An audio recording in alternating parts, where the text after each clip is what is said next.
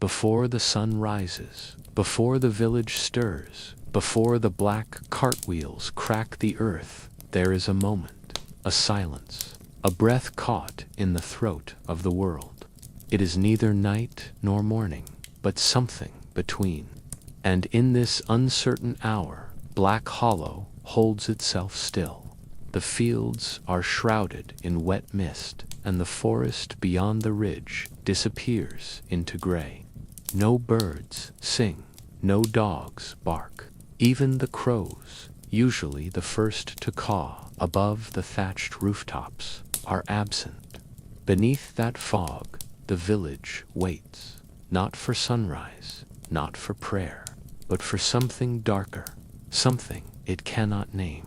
In a timber cottage by the old stone chapel, a girl named Elsbeth wakes from a dream she cannot remember. She does not cry out. She simply lies there, eyes wide, listening to the stillness. And in the room next to hers, her mother coughs a dry, slow rasp, like dead leaves being crushed in a fist.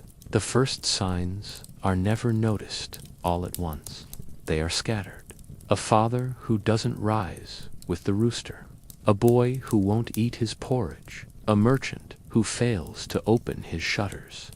These things can happen on any day, but when they happen all together and no one says anything, fear begins to grow in the silence, not as a scream, but as a whisper.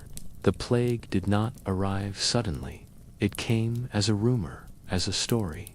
First from the east, whispers of death, riding merchant ships and creeping down trade roads. Then from the capital letters, bearing seals, unreadable by most, but heavy with urgency.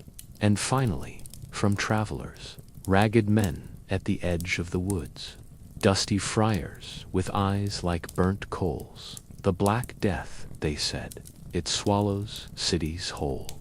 It fills the air with poison. It eats from within. In Black Hollow, most villagers had never left the valley. Their world stretched no farther than the river bend to the south and the stone bridge to the north.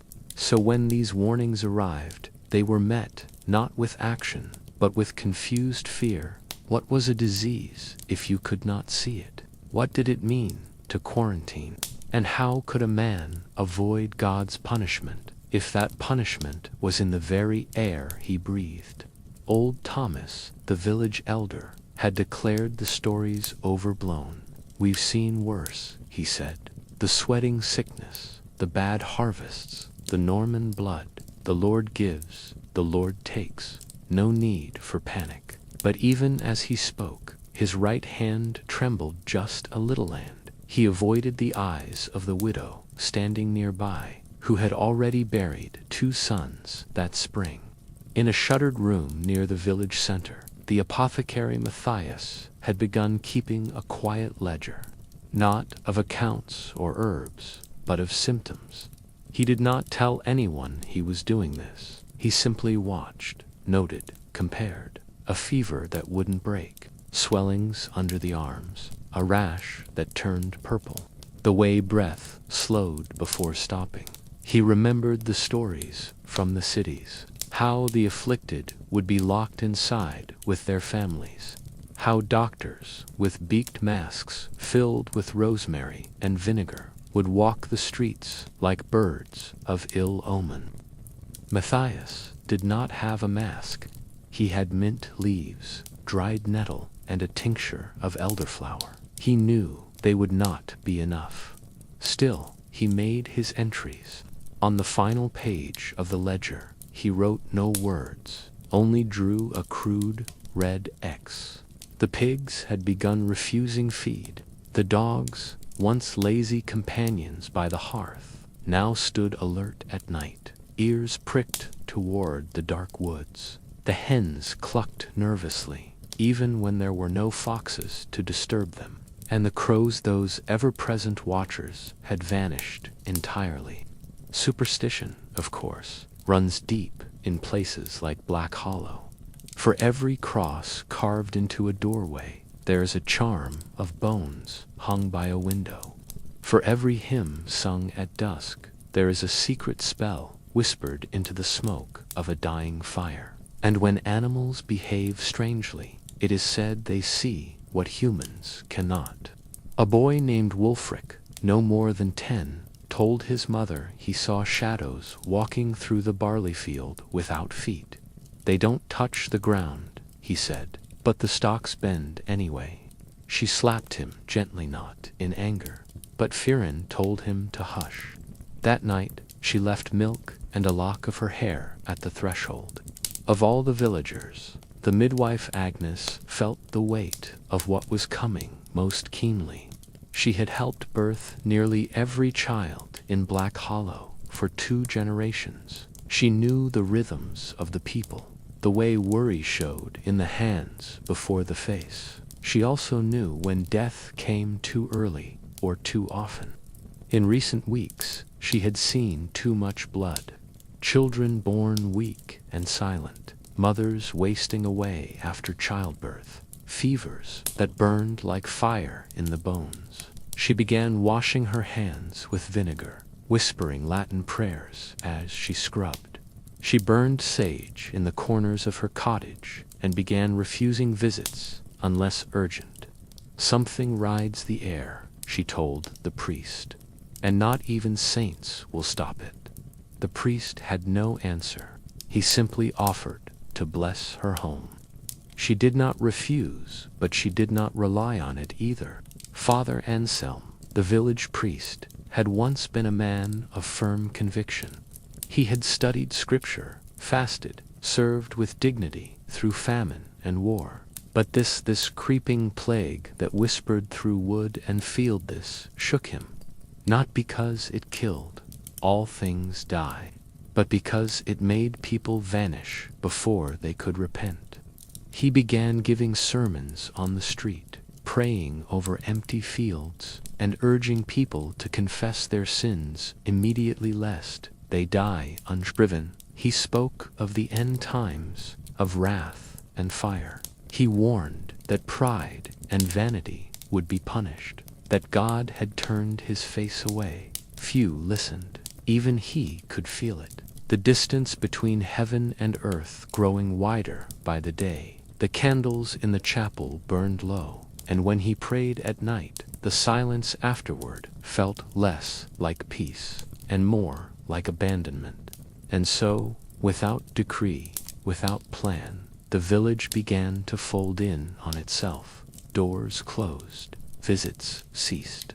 The communal oven saw less use. Children were kept indoors. Songs were no longer sung at dusk. People became shadows behind windows. The smith stopped hammering. The baker did not knead.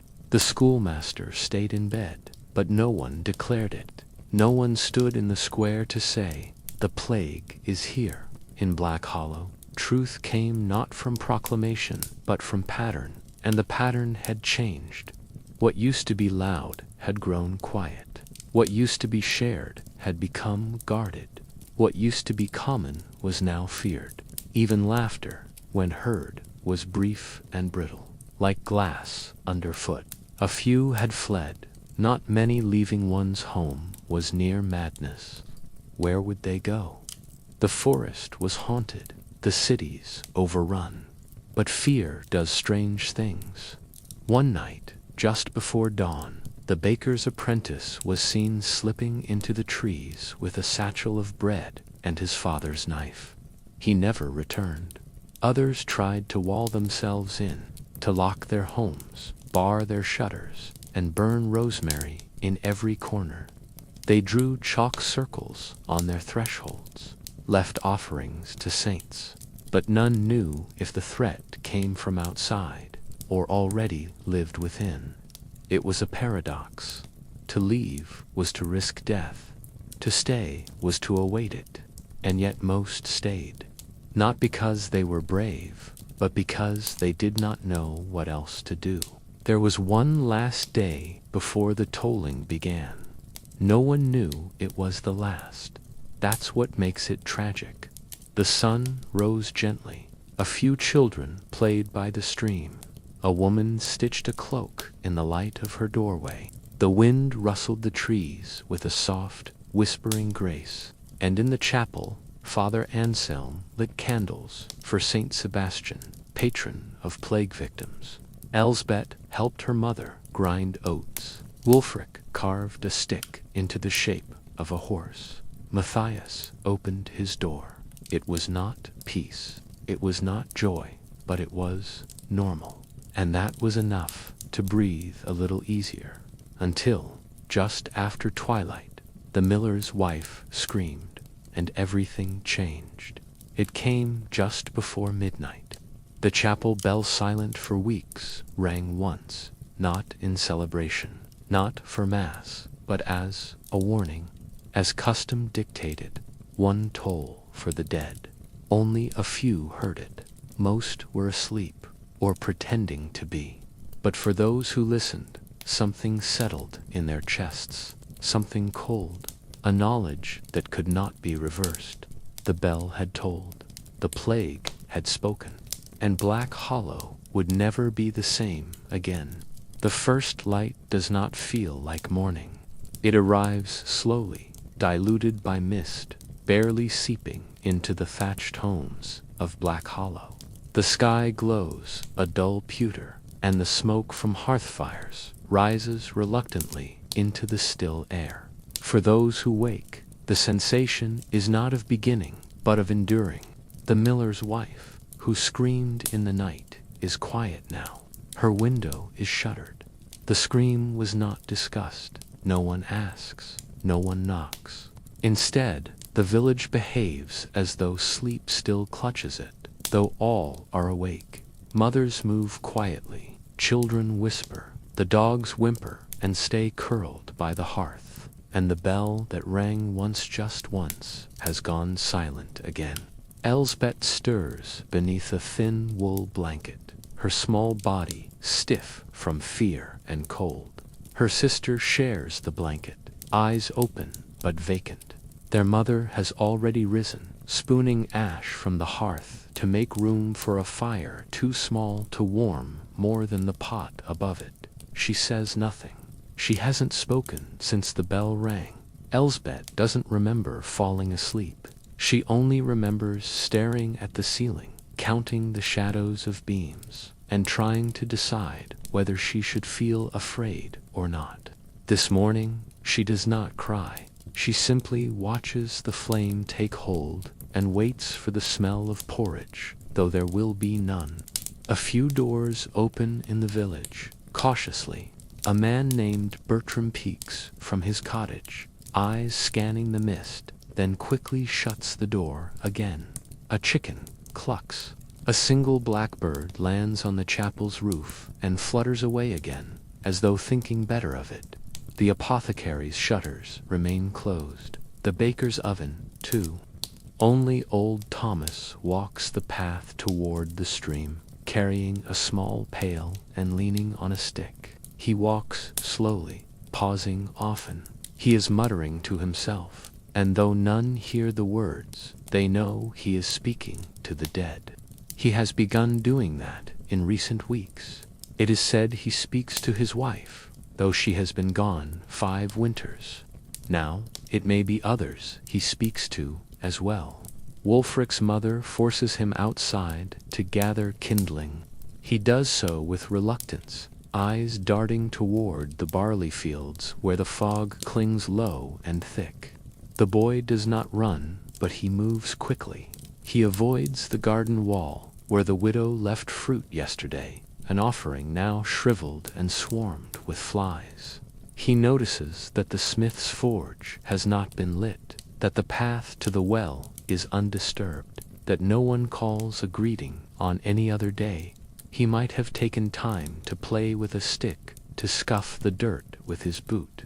Today, he picks up the wood and walks straight home. And when his mother asks him what he saw, he simply says, nothing. In the chapel, Father Anselm kneels before the altar. His hands are clasped tightly, but his eyes do not close. He stares ahead at the carved figure of Christ on the cross. his face twisted in pain. The priest whispers prayers, but they sound like apologies.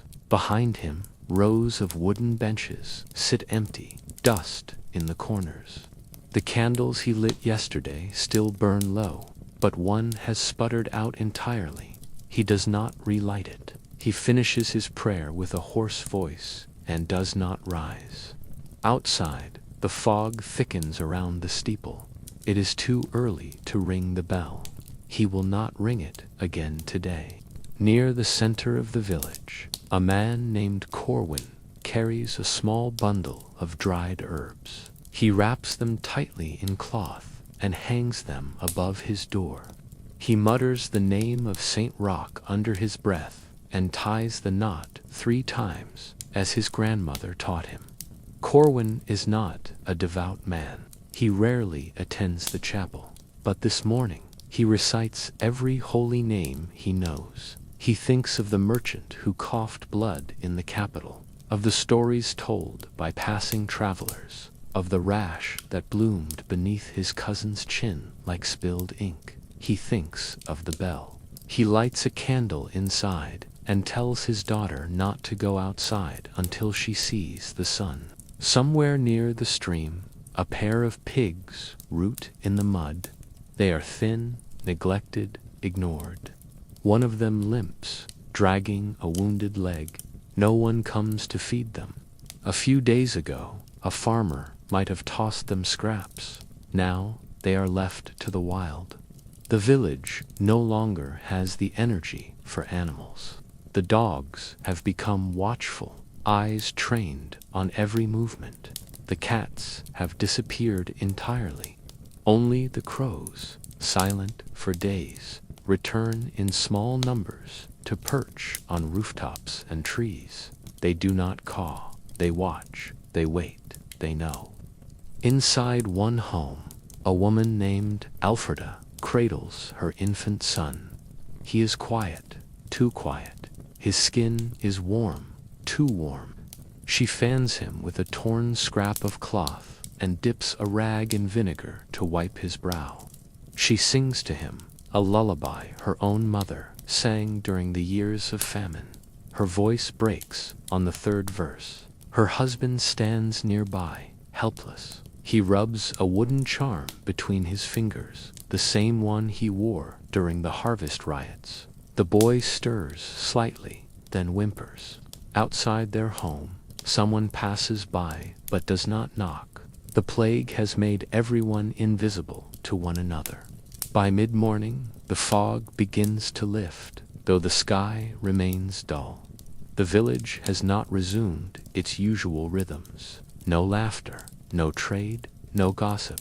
Instead, the people of Black Hollow keep to themselves, behind their doors, speaking only when necessary, and when they do, they speak quietly. The tolling bell from the night before has not rung again, but its echo lives in the back of every mind. In a place where nothing changes quickly, everything has changed. Not with fire, not with screams, but with absence. And in that absence, a terrible understanding begins to grow. No one dies that morning, not visibly. No cart rolls down the street. No body is laid to rest. But something has shifted. The village is no longer waiting to be spared. It is waiting to be chosen, one by one, home by home. And though no one says it aloud, the silence they share has become its own language. The morning passes like a shadow, and the sun pale and indifferent climbs toward its zenith. Somewhere, deep in the forest, a crow finally caws. And then all is still again. The bread oven behind the baker's home has not been lit. A low pile of unused ash, gray and silent, marks its mouth. Normally, by this hour, smoke would spiral above the roof like a village bellwether. The smell of singed crust would drift between cottages, a signal that the day had begun in earnest. But today, the oven is cold. The round loaves have not been shaped. The stones have not been swept. What flour remains is hidden behind a bolted door. The baker's wife has not been seen since yesterday's tolling. Some say she fainted when the miller's wife screamed. Others think she never woke at all. The baker himself sits inside, eyes open, hands limp, listening to the wind, as though waiting for it to carry some decision to him. Elsewhere in the village, stomachs stir louder than voices. Breakfast is no longer a meal, but a ritual of scrounging. In one home, a child chews hard oats that were meant for pigs. In another, a woman crumbles stale crust into boiling water, calling it broth.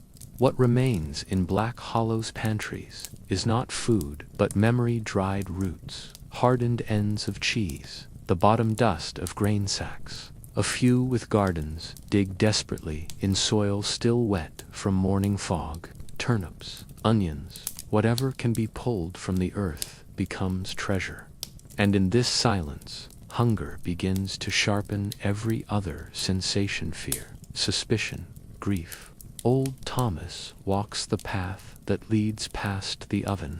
He stops when he sees the cold hearth, places a hand on the edge of the stone, and mutters something inaudible. Then, as if struck by the weight of absence, he kneels and traces a cross in the ash, not out of hope, but memory. He once worked in a bakery in his youth, before the war, before the first famine. He knows what it means when the oven grows cold. The heart of the village, once warm and communal, now beats no more. He rises slowly, brushing his knees, and shuffles back the way he came, a ghost among the living. Elsbeth and her sister sit inside, chewing dried berries, saved from last summer. Their mother watches the window, hoping, perhaps, to see someone passing with food. No one does. She sighs and reaches for a small pot. There is not enough to feed them again this evening. She knows this, but she stirs the same as always. Routine is all she has left.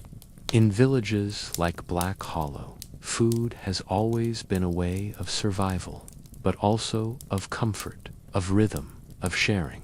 Now it becomes a dividing line. Those who have and those who do not, and between them a silence full of shame. At the edge of the village, a woman named Maud slips into the woods with a sack and a curved knife. She used to forage with friends, chatting as they collected mushrooms, roots, and early greens. Today, she goes alone. She does not wear her usual red shawl. She does not hum. The woods are full of strange sounds now. She keeps her knife in hand the whole time. When she finds mushrooms, she mutters a prayer and places them gently into her sack. When she finds none, she digs anyway. She returns home 2 hours later, mud on her skirt and 3 bruised bulbs in hand. She will share them with her neighbor, who once mended her son's shirt. It is the last gift she knows how to give. At the well, Bertram lowers a bucket slowly. His wife waits beside him, holding a wrapped cloth. Inside are crushed herbs and a sliver of last week's bread. He watches the rope spin, thinking not of the water, but of what to do when the cloth runs out. They used to have neighbors to trade with onions for barley, cheese for salt. Now doors stay closed. He pulls up the bucket and hands it to her. She nods, thanks him, and they walk home without speaking. The bread, once the cornerstone of every table, now sits as an artifact precious, small, crumbling at the edges. They do not eat it yet. They save it for dusk. Wulfric's father finds him staring at the old granary. "Don't go near it," he says. Wulfric nods, though he doesn't understand. The boy remembers playing there, pretending the sacks were mountains, hiding coins in the straw. Now the granary is locked. Inside, there may still be grain, but it is no longer for sharing. The Lord's steward claimed it before the roads closed. A lock was placed. Guards stood watch once. Now the guards are gone, and the lock remains. No one dares break it, not because they fear the steward, but because they fear what desperate men become when grain is looted. The apothecary's door remains shut. Someone has left a small bundle of dried bread crusts at its step, wrapped in cloth. An offering, a plea. Inside, Matthias watches it from a crack in the shutter. He does not move. He has not eaten today. He has prepared no tinctures. His last visitor had bleeding gums and a trembling hand. He boiled willow bark that night, but the man never returned. Now Matthias sits, cup of water in hand, and wonders if he should answer the next knock. He knows he won't. He drinks slowly. The water tastes like copper. By noon, smoke rises from only 3 chimneys in Black Hollow. The air smells of boiled cabbage, of ash, of hunger. The baker's home remains still. A child walks past and peeks through a crack in the shutters. Inside, she sees 2 loaves on the table, untouched. She does not knock. She walks away, eyes wide, hands clenched. The village is full of food not eaten, ovens not lit, and hands that no longer reach for one another. What was once a daily ritual, kneading, baking, breaking bread, has become a memory too dangerous to repeat. And in its place is a gnawing absence, as deep as the hunger in every belly. The well at the edge of Black Hollow has stood for generations, older than the chapel, older than the stone road that crumbles beside it. Dug by the village founders, lined with river rock, sealed with lime and prayer, it is a place of habit. Water is drawn every morning, not just for thirst or cooking, but because the village knows no other way to begin a day. Today, though, the path to the well is nearly empty. The foot-worn trail is still there, soft with mud and broken leaves, but fewer feet touch it.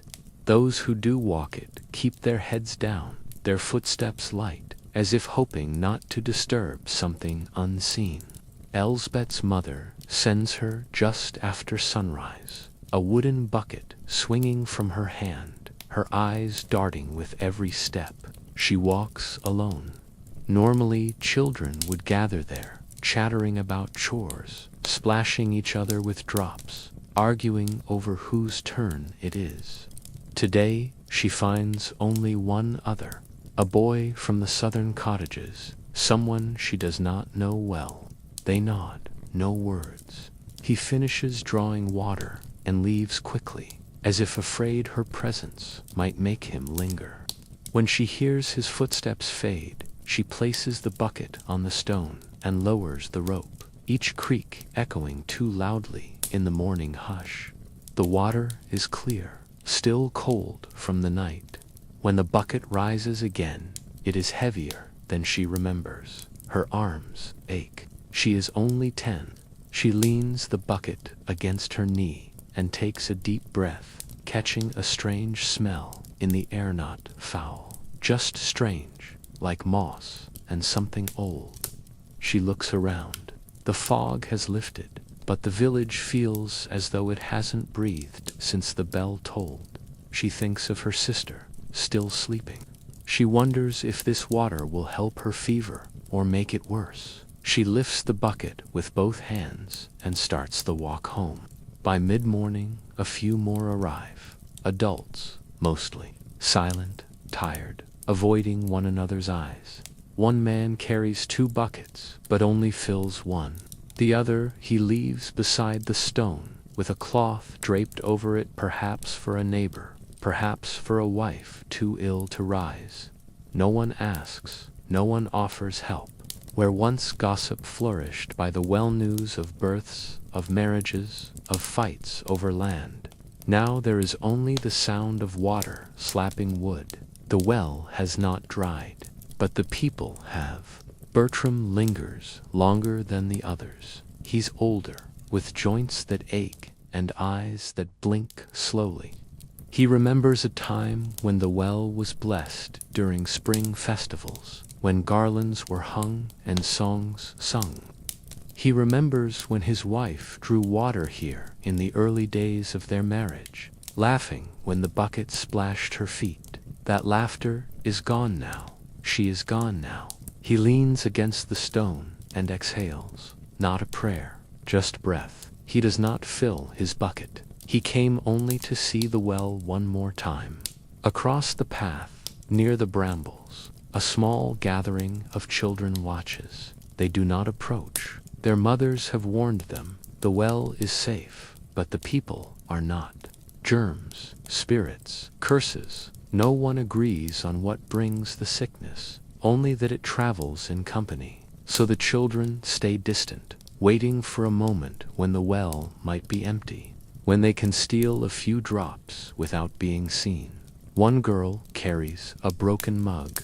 Another has wrapped a scarf around her face, like she once saw a traveler do. They do not giggle. The apothecary passes by in the late morning. He does not stop. He carries no bucket. His eyes are sunken, his pace hurried. He walks as if the path itself might betray him. Someone calls his name softly, an old woman seated by her fence. He does not answer. She lowers her gaze. He disappears beyond the trees. The woman does not move for a long while, then slowly walks to the well and dips her own hand in, not to drink, just to feel something clean.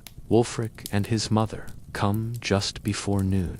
She holds his hand tighter than usual. He tugs against her, eyes wide, watching the trees. He has always feared the forest, but today the well frightens him more. It's too quiet, he whispers. His mother hushes him, though she agrees. She draws quickly, spilling half the bucket, and hurries him away. Behind them, the empty bucket left by another still waits. By the time the sun reaches its peak, the well stands alone again. A few damp footprints in the mud mark the visits. A scrap of cloth flutters on the stones. A single crow lands nearby, pecking at the moss between rocks. The village has drawn what it needs, and now retreats. But something remains by the well, a presence, a pause. Not fear, exactly, not yet. But the sense that tomorrow, the walk here will be harder, that soon someone will come and not return. The apothecary's door is shut, and behind it, silence. Not the stillness of sleep, but the hollow quiet of hesitation. Matthias stands inside, hands stained with dried tinctures, eyes rimmed red from lack of rest. The shop that once bustled with mothers seeking teas for colic, farmers nursing twisted joints, and lovers asking for herbs to stir the heart, now echoes with only his own breath. The shelves are no longer full, the jars no longer labeled. The mortar have been scrubbed and scrubbed again, as if cleanliness could keep death from entering. He has not opened the door since the bell tolled. Someone knocks around mid-morning. 3 soft raps, then silence. He does not move. He recognizes the Rhythamel's bat's mother. Perhaps she had come 2 days ago, asking for mint and vinegar for a fever. He gave her dried rose hips instead, not knowing if they'd help. When the knocking fades, he exhales and sits on the stool by the back window, staring at the trees. The herb garden he once tended lies choked in frost and rot. Lavender stalks bend low, and the thyme has turned black. He used to whisper to the plants. Now he cannot bear to look at them. He is not afraid of the illness, at least, not in the way others are. He does not fear sores or fever or coughing blood. He fears what the sickness reveals, how fast people abandon each other, how quickly hope dries up. In the cities, he heard, the sick were walled inside and left to starve. In the ports, corpses floated in the harbors like driftwood. Here, in Black Hollow, it is quieter but not gentler. People have stopped calling his name. They no longer bring small offerings in exchange for balm. They only knock, and when he doesn't answer, they stop knocking. Once, he would have answered anyone. He took pride in knowing every ailment, in mixing precise ratios, in balancing the bitterness of one root with the sweetness of another. He kept a journal, marked every season's symptoms, charted the efficacy of his brews. But now the ink has dried in his pen. The last page is marked only with a cross and a date. He hasn't written since the steward's son collapsed in the road. That boy's skin had turned violet in patches. Matthias had poured wine and vinegar on him, tried to bleed the fever from his arms. It had done nothing. The boy died before sundown. He still hears the mother's scream in his dreams. It wasn't grief, it was betrayal. As if Matthias had promised her life and failed to deliver. He hadn't promised, he never does. But now that sound lives in his bones, he avoids his own reflection, afraid he'll see guilt etched into the folds of his face. The tools of his trade lie covered in cloth, pestle knife, scale, not from shame, but from weariness. What is the point of medicine that does not heal? A second knock comes in the afternoon, louder this time, impatient. Matthias rises halfway, then sits again. He thinks of the boy's father, already coughing. He thinks of the widow, whose breath came in gasps. He thinks of the small bottle of tincture he saved, hidden behind the chest. His fingers twitch, but he does not move. The voice calls again, softer than nothing. A minute later, footsteps retreat. Matthias presses his hands against his chest and breathes. Outside, someone has left a cloth-wrapped bundle by the door. He waits until dusk to retrieve it. Inside is a sprig of rosemary and a silver coin. He does not know who left it. He places the coin in a jar and the rosemary near the window. For a long moment, he stares at the door. His hand hovers near the latch. He opens it, a crack, enough for cold air to spill in and kiss his face. Then, slowly, he shuts it again. He dreams of fire, that night knot, consuming but warming. A fire in the hearth, a pot of chamomile steeping, someone laughing. In the dream, he is younger, his beard is still dark, his hands steady. He wakes before dawn with tears on his cheeks. The rosemary by the window has wilted overnight. He turns his face from it. By morning, the door remains closed. The village has stopped expecting it to open. When people pass, they do not look up, but some still leave things. Coins, cloth, crumbs of bread, tiny carved crosses. The apothecary does not speak. He listens. To the wind, to the silence, to the world, forgetting how to ask for healing. The chapel at the center of Black Hollow once held every sound the village had to offer. Laughter at baptisms, weeping at funerals, the soft rustle of skirts as people knelt in prayer. Its wooden pews bore the weight of generations, its stone altars smoothed by countless hands. The bell tower rose like a finger to the sky, pointing always toward God. But now the chapel is nearly silent. The doors remain open out of habit, but few pass its threshold. The incense has burned away, the wine soured in its cup, and Father Anselm, once a man of unshakable devotion, finds himself praying more to fill the silence than to be heard. He stands at the altar, his hands resting on the sacred cloth, staring at the candles before him. 3 flicker. One has gone out. He watches the smoke rise from its extinguished wick, curling like a question he cannot answer. He does not relight it. Instead, he whispers the morning litany, his voice rough, each syllable pronounced like an apology. There is no congregation to respond, no choristers to echo the psalms, only his own voice and the creak of the beams above. Even the rats seem to have fled. He finishes the prayer with a bow and remains bent over, unmoving, as if hoping the gesture might lengthen into sleep. Once, the villagers came to him for guidance. They asked about sins, about dreams, about how to protect their children from curses. He spoke of God's mercy, of the kingdom beyond suffering. Now they ask about fever, about death, about whether burying their kin without rites will damn them. He no longer knows what to say. He opens the scriptures and finds only stories that end in blood. He used to believe in divine order, that even in pain there was meaning. But this plague is chaos. It punishes the pious and the wicked alike. It knocks on doors without pattern. He has heard no message in its arrival, only silence. When the miller's wife died, he stood over her wrapped body and tried to speak the rites. His throat closed. The words turned to stone in his mouth.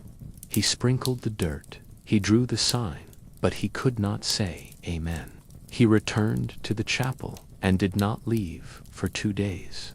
Since then, he has stopped wearing his robes. His hair remains unshorn. He eats only what is left by the door. He no longer blesses water. It tastes the same with or without his words. Elsbeth slips inside the chapel near noon. She walks barefoot, the soles of her feet black with dust. She does not make the sign of the cross. She does not genuflect. She walks to the front and sits on the cold stone floor, facing the altar. Father Anselm does not speak. He glances at her, then away. They sit like that for a long time. She picks at the hem of her sleeve. He stares at the broken candle. Finally, she says, "Will the fever take my sister?" He does not answer. She does not repeat the question. After a while, she rises and leaves, her footsteps echoing like a metronome for a song no longer sung. In the sacristy, dust has claimed the chalices. Mice have chewed the edge of the vestments. A book lies open to a page on penance, but the ink has bled in a recent rain. Anselm runs his fingers across the page anyway, feeling the grooves as though they might speak to him. The saints in the stained glass windows look down with frozen expressions. Their bright robes, once illuminated by morning light, now seem dimmed. Even the Virgin arms, open in welcome, seems hesitant. He lights one more candle and places it before her image. It flickers once, then holds. People still come sometimes, not for mass, but for shelter. A woman curled under the rear pew 2 nights ago, clutching her child and weeping silently. Anselm brought her a blanket and said nothing. A man left a sack of barley near the altar as a trade for confession. The priest took it, but did not speak. Later, he poured a handful into his palm and watched it roll between his fingers. The sound reminded him of rain, something he hasn't heard in weeks. It was the only thing that made him weep. By evening, he returns to the front steps, watching the road. He imagines other villages, other priests, facing the same fading light. He wonders if any of them still believe, if any of them still hear God. The sky bruises into purple. A single crow perches on the chapel roof. He watches it and thinks of the ravens who fed Elijah in the desert. Then he laughs, just once, short, bitter sound. The crow does not move. When darkness falls, he lights a lamp and places it in the window. A habit, nothing more. a signal to those still wandering. He returns to the altar and kneels once more, not to pray, but to listen. He listens to the wood settling, to the wind pressing against the door, to the far-off cry of a child. He listens for a voice that does not come, and when he speaks, it is not in Latin, not from the book, but a single question whispered into the dark. Are you still here? The village market is not what it once was. The stalls still stand, warped wood and crooked canvas, but the sounds of trade have vanished. Where once the shouts of barter, the creak of wagons, and the clink of coin gave rhythm to the square, now only the wind moves freely. The butcher's block is empty. The weaver's booth, still draped in faded cloth, hasn't seen a hand in days. A single chicken pecks at the dirt, unwatched, unclaimed. The market has not closed by decree. It has simply stopped breathing. No one declared an end. The buyers stopped coming, and the sellers stopped setting up. Still, some do come. They arrive early or late, walking with cautious steps, hoods drawn. They do not speak loudly. They do not stand still. They drift through the market like ghosts, scanning what remains, hoping for something forgotten, unions overlooked. Bolts of linen stashed beneath a bench, a wedge of salt-crusted cheese wrapped in cloth. They leave offerings, too, carved trinkets, pins, coins, dulled with age. They do not knock on doors. They do not wait for permission. What they take quickly, and what they leave is meant to ask forgiveness, not make payment. A boy named Oswin, just old enough to carry a knife, patrols the edge of the market square each morning. He once helped his uncle run a honey stall, now shuttered and covered in dust. Oswin says he keeps watch, though for what, even he does not know. Once, he chased off a starving dog. Another time, he shouted at a stranger who wandered in from the road and fled before he could be questioned. He wears his uncle's old cap and carries a slingshot.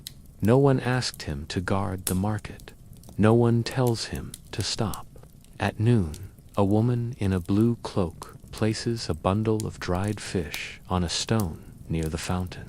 She does not stay. Minutes later, a hand emerges from the shadows of an old stall and retrieves it. Later, a bottle of vinegar appears in the same spot. No faces, no names. This is how trade works now. Not with agreement, but with arrangement. Not with voices, but with instinct. It is not bartering, it is survival. The market speaks in whispers and gestures, and only those who listen closely know how to hear it. Wulfric walks through the square with his mother. They pass the old bread stall and pause. A cloth is draped over something beneath it. His mother kneels and lifts the edged to apples, bruised but whole. She glances around. No one moves. She takes one, leaves a folded scrap of wool in its place, and they walk on. Wulfric does not ask where the apple came from. His mother does not say who will find the wool. This too is part of the whisper. Father Anselm comes late in the afternoon. He does not trade. He carries a wooden box, leaves it beside the old candle seller's stall, and departs. Inside are 2 jars of barley and a linen cloth with a prayer written on it in dark ink. The prayer is not from Scripture. It is something he wrote himself. Let us not forget how to see one another. By evening, the barley is gone. The cloth remains. Someone pins it to the stall with a shard of bone. There are those who watch from windows, judging. They say this is theft, dressed as charity. That once coin leaves a man's hand without witness, there is no trade, only chaos. But they do not come outside. Their stalls remain closed. Their goods stay hidden. They hoard, and in their hoarding, they grow forgotten. In the whisper market, only the generous remain visible. Even the desperate try to give something back. Matthias the apothecary appears once at dusk, when the square is empty. He leaves a single pouch, dried sage, twine, tighten the stones. He doesn't wait, he doesn't watch. Someone takes it before the sun has fully set. Later, a loaf of dense bread is found in its place. This is how trust survives, when trust has no face. This is how the whisper market lives. Not by law, not by ledger, but by memory and mercy. At the far edge of the square, a young girl ties a note to the leg of the statue that once held a banner at festivals. The note reads, "My mother is sick, we need vinegar, we have eggs." The next morning, the eggs are gone. A jar of vinegar sits in their place. The note remains, fluttering in the breeze. The girl does not come back for it. She does not need to.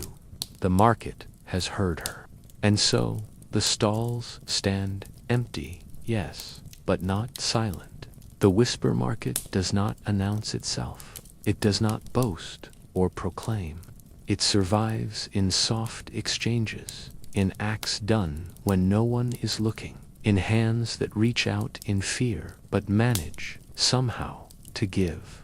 In a world where sound has become dangerous, the whisper is the only thing still brave enough to speak.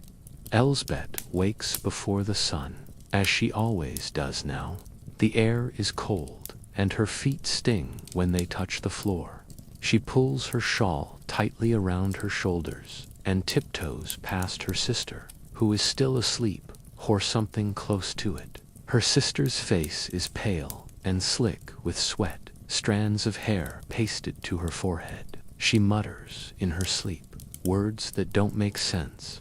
Their mother lies nearby on a pile of blankets, eyes open but unmoving, as though her thoughts are still somewhere in the night. Elsbeth doesn't speak. She knows there's nothing left to say that hasn't already been said in silence. Their father left 2 mornings ago. He went to the next village for help, medicine, food, anything, but he has not returned. Elsbeth's mother pretends not to worry, but every hour she glances toward the door. She says, "He's just taking his time," or maybe the road was flooded. But the way she grips her rosary when she thinks no one is watching says otherwise. The beads are worn smooth from her touch. Elsbeth used to count them like stones. Now she just listens to the sound they make against each other, like bones knocking in a box. The food is nearly gone. A few turnips remain, shriveled and soft. Some oats, though there's little to cook them with. Elsbeth chews on a piece of dried root to trick her stomach into silence. Her mother refuses to eat unless both daughters have eaten. She tells them it's because she isn't hungry. Elsbeth knows better. She's seen her mother hold food in her mouth just long enough to pretend before spitting it out in the garden. Sacrifice has become routine. Love is measured in what you don't take. Her sister, Leanne, was always the delicate one, easily chilled, easily startled, often staring into nothing for minutes at a time. Elsbeth once envied the attention she received. Now she watches her with the guarded gaze of someone measuring shadows. Lean's fever has not broken in 3 days. Sometimes she wakes and smiles, thinking it's spring and asking for their grandmother. Other times, she screams, loud and sudden, the kind of scream that tears through quiet like a knife. Their mother rocks her afterward, humming songs too slow to soothe. Elsbeth ventures outside only when asked. She fetches water from the well, moves quickly past shuttered homes, tries not to look into windows. Today she returns with a bruised apple left in the whisper market. She offers it to Lean, who licks it but cannot chew. Her mother thanks her with her eyes, not her mouth. Words take energy now. Breath is precious. The apple is placed on the table like an icon. Later, Elsbeth will divide the skin from the flesh with the tip of her fingernail and try to make it last until dusk. When night falls, the cottage grows colder. The firewood is nearly gone. Her mother breaks apart a stool and burns the legs. Elsbeth watches the flames climb the carved wood where she used to sit and spin stories. Lean sleeps again, mouth open, fingers twitching, as if she's reaching for something just beyond reach. Her mother sits beside her, smoothing her hair, whispering prayers. Elsbeth curls on the floor, pulling the last blanket around her knees, eyes fixed on the fire, trying to guess how long it will last. She thinks about her father. She tries to imagine him walking through the dark, carrying sacks of flour and bundles of herbs. In her mind, he's not coughing. In her mind, he's coming back. But part of her knows he won't. The village beyond Black Hollow has closed its gates. They've all heard the rumors. Strangers are no longer helped. They are turned away, stones thrown, dogs loosed. Her father was a kind man. That is the kind that never returns. Elsbeth doesn't cry anymore. She cried when the bell rang. She cried when Lean first stopped speaking. But something inside her has since gone still, like the pond near the woods in winter. Her mother calls it strength. Elsbeth wonders if it's something else. She walks outside before bed and looks at the stars. They are beautiful. They are useless. She whispers a wish to no one and doesn't bother hoping it will be heard. That night, her mother falls asleep beside Leanne, arms wrapped tight around her. Elsbeth lies awake, staring at the beams of the roof, tracing them like constellations. She counts them. 1, 2, 3. Anything to keep her mind from listening for changes in Lean's breathing. When she finally drifts off, her dreams are slow and gray and full of doors that won't open. Morning will come, and when it does, she will wake and do it all again. In a village folding in on itself, where hunger has become the only shared language and kindness is measured in fruit skins and firewood, Elsbeth's family survives by sheer memory of love, of warmth, of what it was like to be safe. And in that memory, something flickers. Not hope, exactly, but a reason to move, even if just for one more day. The cart comes at midday, its wheels groaning beneath the weight of the dead. Drawn by a single tired horse, it enters Black Hollow from the northern path, like a specter given shape. Its sides are made of slats of old wood, once painted, but now chipped and gray. Bits of cloth flutter between the crack sleeves, hems, pieces of shroud. The driver sits high and still, wrapped in oilcloth and fur, his face covered by a scarf, his eyes hidden beneath the wide brim of a hat. He does not speak. He never does. The sound of the wheels dragging over stone is his only announcement. No one meets the cart. No one greets the man. Doors close. Curtains draw. Children are pulled back from thresholds. Even the dogs, once curious, now slink behind sheds and porches. The cart rolls on, slow and deliberate, pausing only at certain homes, those marked by a red smear above the door, a bundle of rosemary nailed to the lintel, or simply by rumor. At each stop, the driver steps down and lifts the dead with quiet reverence. He does not hurry. He does not flinch. His movements are practiced, almost tender. A hand beneath the shoulders, an arm beneath the knees. He places them in the cart one by one. In one house, 2 bodies are brought out together, an old man and the granddaughter who stayed to care for him. They are wrapped in the same sheet. A neighbor watches from a window, tears streaking her face, but she does not go outside. The driver does not look at her.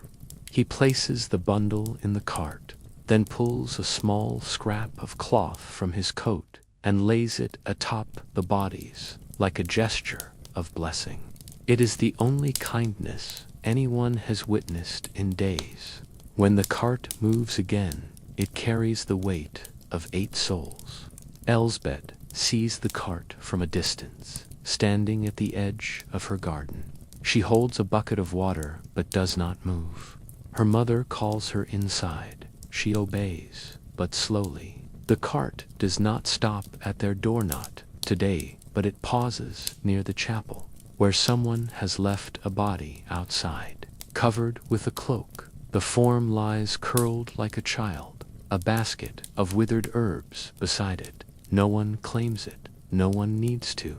The driver loads the form into the cart, then sprinkles ashes from a pouch over the space it occupied. The ashes blow away before they settle. The cart leaves behind a silence more complete than any before. As it crests the hill at the village edge, a crow lifts from the trees and follows. The driver never looks back. His work is not done. There are more villages ahead, more tolling bells, more doors that will never open again. In his coat pocket, he carries a list not written, not spoken, but remembered. Every home he visits becomes a name he never says aloud. No one knows where the cart goes after it leaves. Some say it travels to the common pit, far beyond the fields, where the soil is dry and nothing has ever grown. Others believe it makes its way to the old quarry, where fire is used to purify what the earth no longer wants. A few whisper that the cart circles endlessly, never stopping, that the driver is not a man at all, but something older, bound to a duty no one dares claim. Whatever the truth, the cart never returns the way it came. That afternoon, Father Anselm lights 2 candles and leaves them in the chapel window. He does not ring the bell. He no longer rings the bell, but the candles burn long into the night, a flickering sign to anyone watching that the village still remembers, even if it cannot gather. The people of Black Hollow speak the names of the dead only in private now. To speak them aloud is to risk summoning more. By nightfall, the tracks left by the cart's wheels begin to fade beneath drifting dust and fallen leaves. A child draws her finger along one groove, tracing it like a road to somewhere else. Her mother pulls her back, gently but firmly. The path is not for the living, she says, and the girl does not ask why. She already knows, and so the cart becomes legend. A moving grave, a judgment, a mercy. It is feared and expected, cursed and needed. It carries not just bodies, but proof that the plague is real, that it chooses, that it takes. And tomorrow, when the cart comes again as it always does, there will be fewer eyes watching, fewer doors left to close. They arrive without warning, as if conjured from the mist itself. 2 of them, dressed head to toe in long dark robes, their faces hidden behind beaked masks that make them look more bird than man. The villagers watch from behind shutters and cracked door frames, their breath caught in their throats. Few have ever seen plague doctors, in personally heard tales of their coming, that they wear no crosses, that their masks are filled with spices, that their breath smells of vinegar and their touch of death. In Black Hollow, stories become truth only when seen, and now truth walks in on heavy boots. They do not speak as they enter the square. One carries a staff, the other a leather satchel that clinks with glass and iron. They walk slowly, deliberately, as if weighing the very air. They stop at the chapel door, but do not go in. Instead, One of them scratches something into the wooden frame with a piece of chalk. No one steps forward to ask what it means. Father Anselm watches from the window, clutching the edge of the altar. The chalk mark is a circle with a line through it, perhaps a symbol, perhaps a warning. The first home they enter belongs to the miller. His wife died days ago, but the door remains shut. The taller of the two doctors knocks once, waits, then pushes the door open. Inside, the stench rolls out into the street. They vanish inside for a long time. No sound emerges, not even the creak of floorboards. When they return, they carry nothing. They mark the door with an X, this time in red. A boy watching from a rooftop runs to tell his mother. She locks the door and pulls her children close. Throughout the afternoon, the doctors make their rounds. They say nothing. Even when spoken to, they respond only with gesture, a raised hand, a tilt of the head. Their presence is a kind of silence, louder than speech. At one home, a man begs from the threshold for medicine. He kneels in the dirt, hands outstretched, face wet with tears. One doctor hands him a bundle of herbs wrapped in cloth. The man clutches it like a relic and does not rise until long after they've gone. Elsbeth watches them pass her house. She holds her sister's hand, whispering stories about brave knights and flying ships, as if her voice could keep sickness from the walls. Her mother bars the door. She does not trust doctors in masks. She says they are like crows. They only come when death is near. She spits on the floor after they pass and recites a prayer her grandmother taught her during a different plague, one that ended with fire and silence. At the apothecary's door, they pause. One raises a hand to knock, but changes his mind. Instead, he leaves a folded parchment on the step. Inside, Matthias listens, heart racing. When he finally retrieves it, long after they're gone, he finds a list of symptoms and a request for tinctures. The handwriting is precise, unhurried. At the bottom, a seal black wax with no crest. He burns the note after reading it, but not before committing every line to memory. The children are most disturbed by the masks. Later, one boy draws them in the dirt with a stick-long beak, round eyes, clawed hands. He pokes holes in the ground where the doctors walked, then fills them in again, as if burying the image might make it vanish. Another girl says she dreamed of the doctors before they came, that they floated, that they whispered names in their sleep. Her mother hushes her and gives her an apple to chew, though they have only 3 left. By evening, the doctors disappear as suddenly as they arrived. No one sees them leave. No wagon, no horses, just empty streets and red marks on doors. Some believe they came from the city. Others say they are not doctors at all, but something older servants of death, cloaked in human form. Whatever they are, they leave behind a quiet, unlike any other. Not the silence of night, or hunger, or fear, but the silence of certainty. The sickness is no longer whispered. It is written on every door. That night, Father Anselm removes the chalk mark from the chapel. He does it with a knife, scraping deep into the wood. But even as the symbol fades, the mark remains. In his mind, in the villagers' eyes, something has shifted. No one will visit the chapel tomorrow. No one will light candles. The presence of the doctors has pushed them beyond ritual. There is no protection left but waiting. In the morning, a new mark appears on the apothecary's door. It is smaller, drawn in ash, almost hidden, a crescent and a line. No one knows what it means, but no one dares erase it. The graveyard behind the chapel was never meant for this. It held the bones of generations. each plot marked by hand-cut stone or wooden cross, each name spoken aloud in grief and reverence. But now, the ground is turning faster than it can rest. The rows have become uneven. New mounds appear with no markers. Some are so fresh the dirt is still wet, clinging to the boots of the gravedigger, who no longer prays. His name is Edric, and he stopped carving names 2 weeks ago. There are too many, and most he does not know. Edric works alone. He has asked no one for help, and no one has offered. He sleeps in a shack behind the cemetery wall and wakes each day with a dull ache in his spine and a shovel in his hand. He no longer listens for the chapel bell. He works whether it rings or not.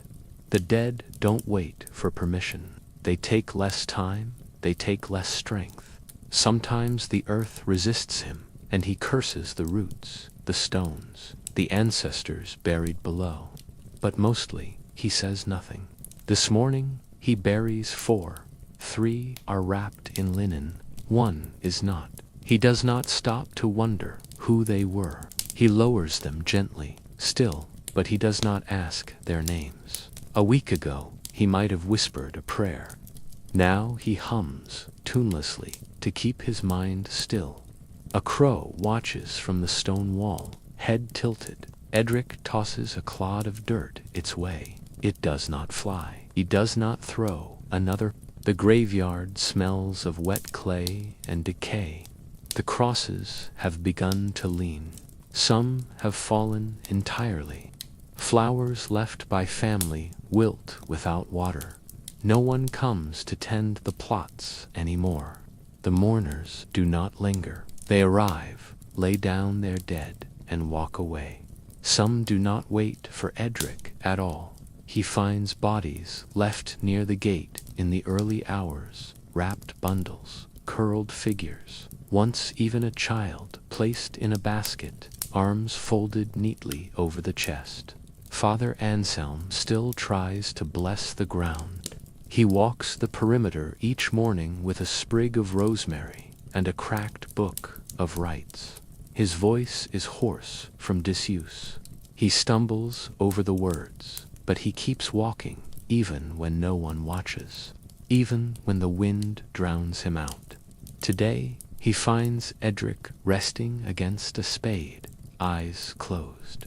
They nod to each other, neither speaks. They share a sip of water, and then go back to their tasks, blessing, burying, forgetting. Elsbeth walks by the graveyard on her way to the well. She never looks in. Her mother told her not to. It's not for the living, she said. But today, Elsbeth hears something low voices, not speaking, but singing. She pauses. Through the mist, she sees 2 women, backs to her, holding hands over a grave. No one else around, no priest, no words, just a hum, a lullaby. She hurries past, clutching the bucket tighter. When she returns, an hour later, the women are gone. The grave is covered. No cross, no name. Wulfric once asked his mother if people without names still find their way to heaven. She didn't answer. Instead, she lit a candle and placed it near the window.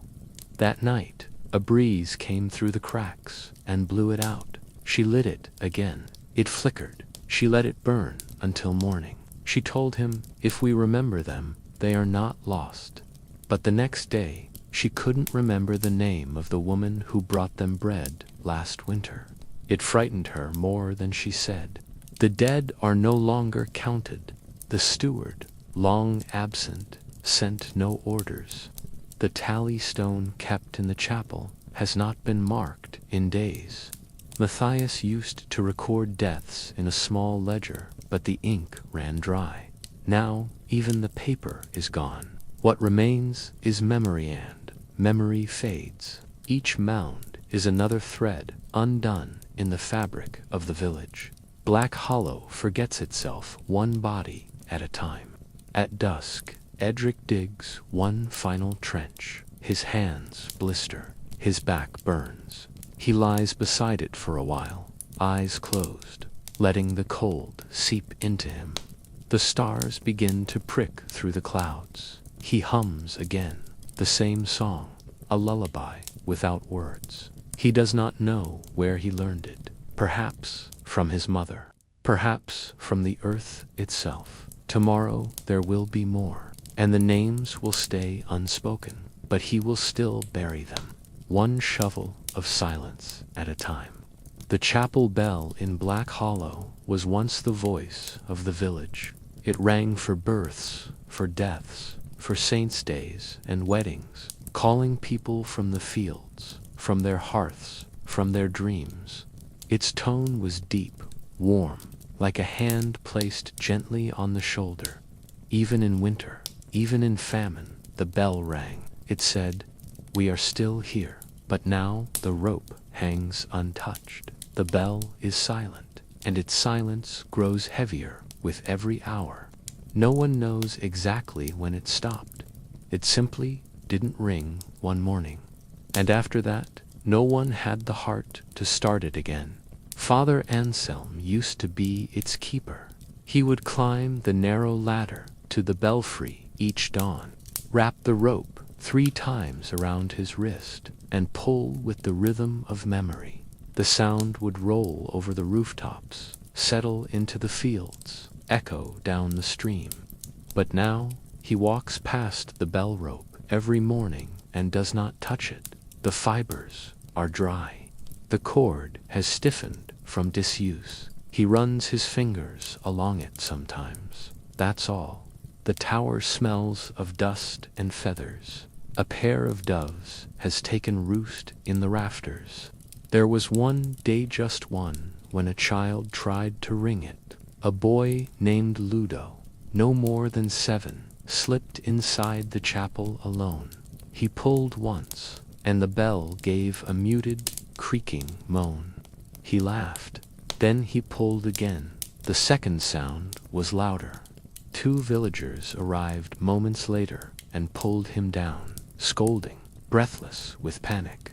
"We don't ring the bell anymore," they told him. "We don't summon anything," he cried. That night, his family hung herbs at their door. The chapel remained dark. The villagers speak of the bell as if it might hear them. "It knows we've had enough," says one. "It sleeps until joy returns," says another. A few believe it should be destroyed, that silence is safer. That sound invites attention from forces best left alone. Others think the bell is mourning, that it stopped of its own will, out of grief for the names it can no longer call. No one can agree, and so it remains untouched. A relic above a village, forgetting how to listen. Elsbeth sometimes dreams of it.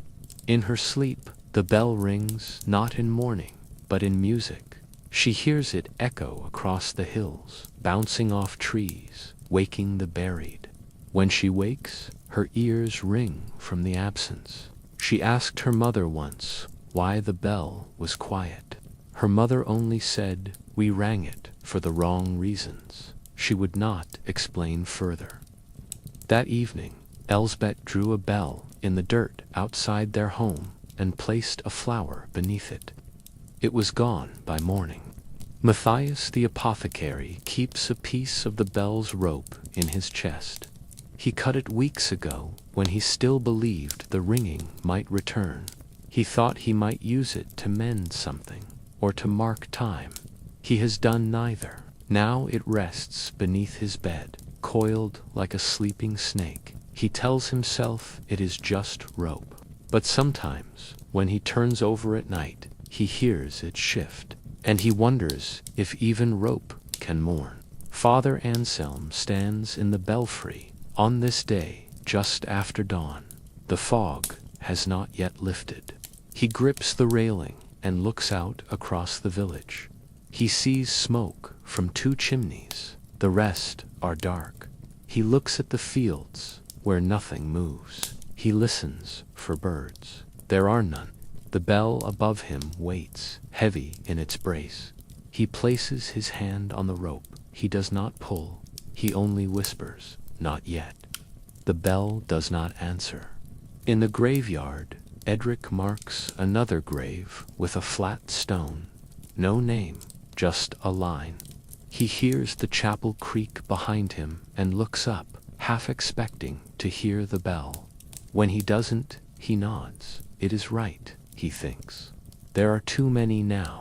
If the bell rang for each, it would never stop. It would toll into madness.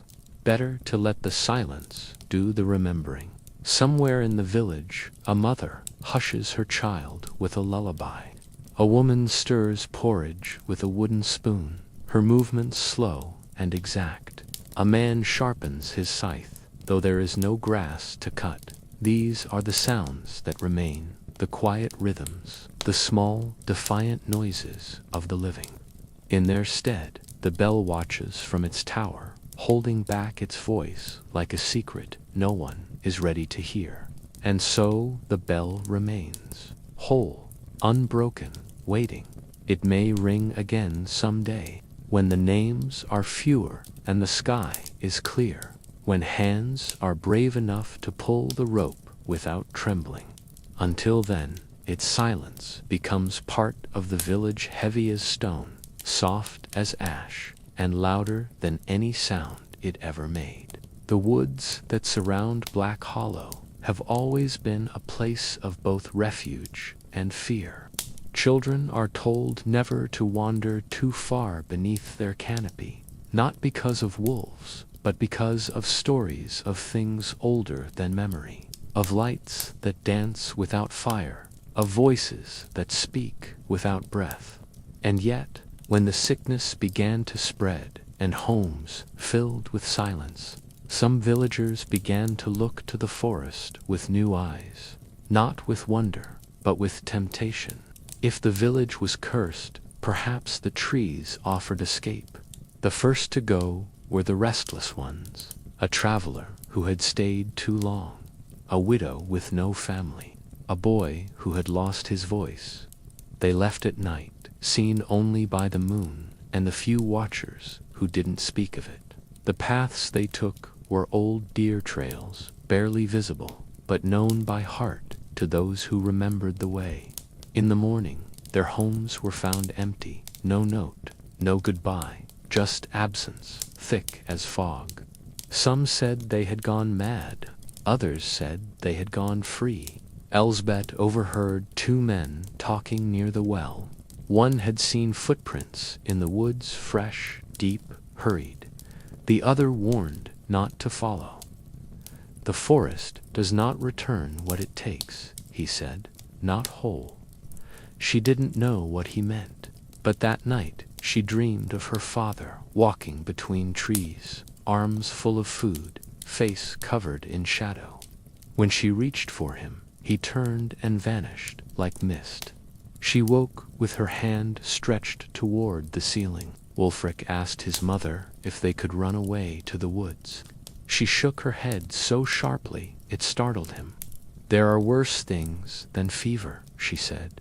He didn't ask again, but later he packed a satchel bread, a knife, a carved horse hand, hid it beneath the floorboards, just in case. He checks it every day. The bread grows harder, the horse gathers dust, but the knife still shines when the light catches it.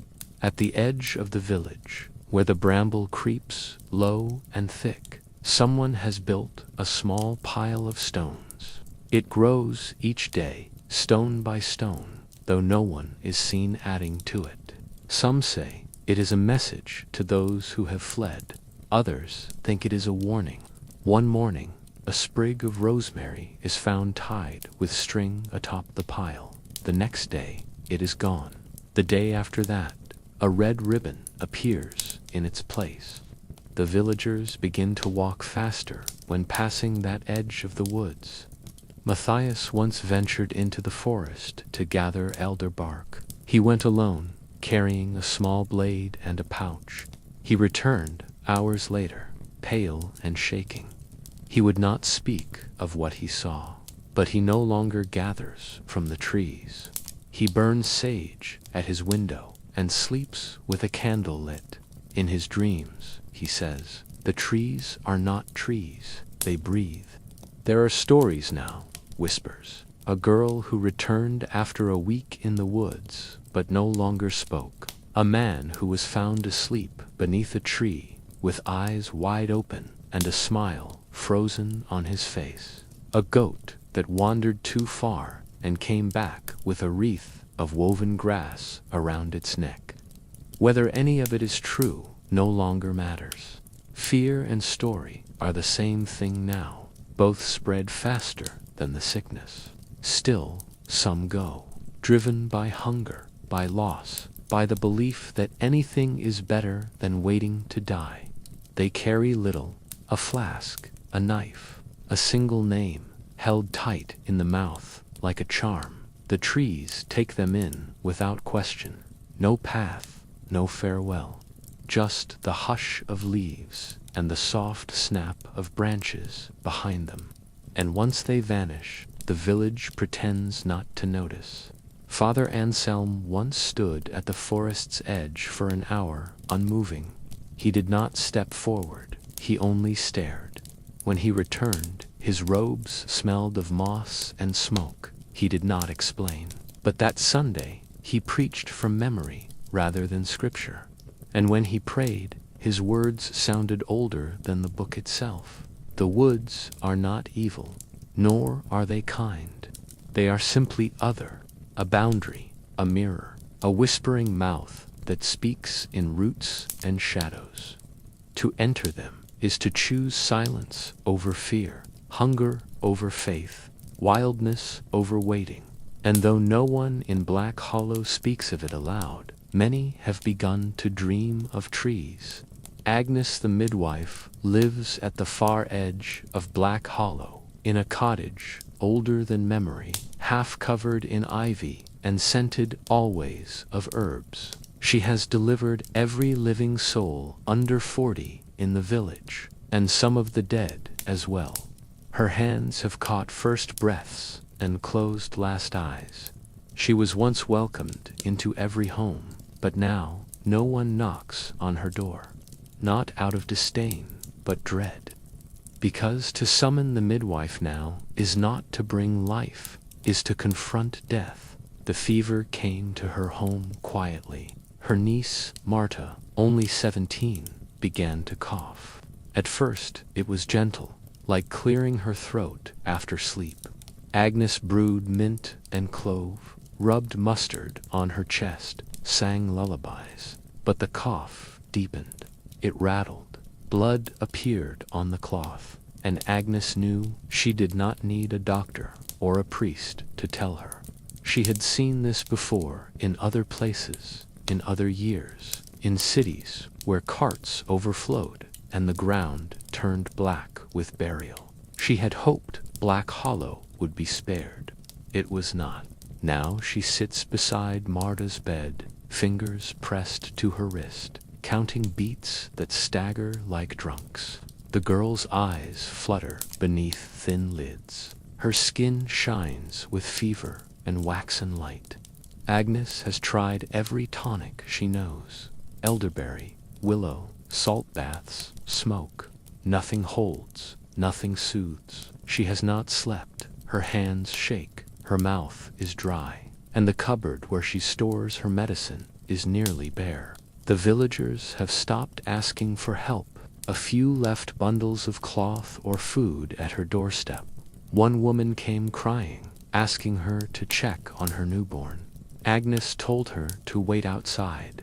She examined the child from across the yard, nodding but never stepping closer. She wanted to hold the baby. She didn't. When the woman left, Agnes wept behind the shutters. She has begun locking her door at dusk. Agnes speaks aloud to her herbs now. She crushes them slowly, naming them like friends. Yarrow for courage, feverfew for pain, chamomile for peace. None of them speak back. She writes letters she will never send.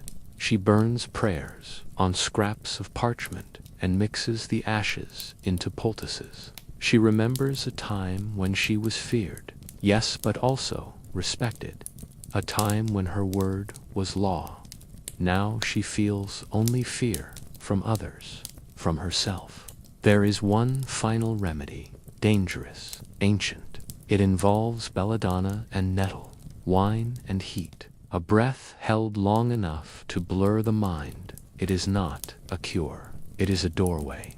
One Agnes has never opened, one her mother warned her against. But today she prepares it. She moves slowly, deliberately. The sun is low. The birds have stopped singing. She does not light a candle. She works in shadow.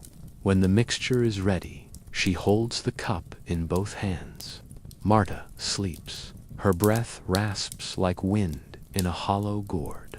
Agnes kneels beside her, places the cup on the floor. She doesn't offer it yet. Instead, she speaks, not to God, not to any saint, but to her sister, the girl's mother dead these 10 years. Tell me what to do, she whispers. Tell me if I should let her go. The silence answers, deep and long. Agnes closes her eyes. She listens. She does not give Marta the cup. Not yet. If the girl wakes and asks for it, she will give it. If not, it will stay untouched. That is the choice. Not a cure, not an ending, just permission. When she leaves the room, she places a rosemary sprig by the door, in case, that night, no one comes. The village forgets her for one evening. No knocks, no weeping, no candles left on the path. She sits alone in her chair and waits for the stars. They come slowly, hesitant, like everything now. She whispers, each one a name. Names she remembers, names she still carries, names she will not give to the silence. Agnes is the last of her kind, a keeper of breath and boundary, of light between worlds. Her choice is not between healing and dying. It is between staying and vanishing, between memory and mercy. And tonight, as the village shivers in the grip of something older than plague, Agnes watches the stars and waits for Marta's breath to change. The blacksmith's forge has gone cold, but the heat of his guilt burns hotter than any flame he once stoked. Thomas, known simply as the smith, hasn't struck iron in days. His hammer rests where he left it, half buried in ashes, the anvil silent. He sits by his door with his back to the forge, listening to the silence that gathers like soot. His wife, Marion, lies inside, her skin pale and tight across her face, her breaths shallow and quick. He doesn't go to her, not anymore. He already said goodbye, though her body hasn't yet. He blames himself. Not because he brought the sickness, but because he ignored it. Weeks ago, when the coughing began and the baker's wife was found stiff in her chair, he kept the forge open, said it was nonsense, said fire and work would drive out fear, said the village needed strength, not stories. People believed him. They came to sharpen blades, to shoe horses, to feel the warmth of certainty. He took their coin. He let them stay. One by one, they stopped coming. And now, no one speaks his name. The day Marion fell ill, she was washing his apron. A kindness. The basin had been filled with water from the well, the one shared by half the village. She joked that he'd never learn to clean for himself. Later, she couldn't stand. By night, she was burning with fever. He crushed herbs, boiled water, pleaded with God and saints and anyone who might be listening. Nothing changed. Each breath she draws now feels like it might be the last. He wishes it would be, if only to end the waiting. Neighbors avoid his door. A loaf left on the stoop remains untouched. A bucket of water is refilled but never carried inside. He sees them from the shadows of his doorway people he once laughed with, traded with, protected. They lower their eyes. He says nothing. They say less. Guilt, he realizes, makes you invisible in a place this small. And silence is the only answer shame allows.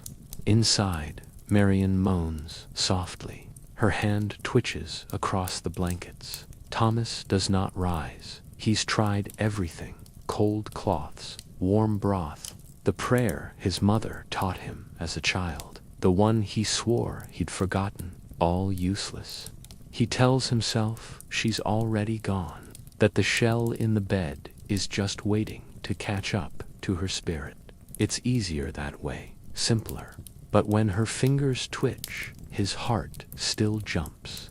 He dreams of fire, not in the forge, but in the village. Flames licking at rooftops, ash choking the sky.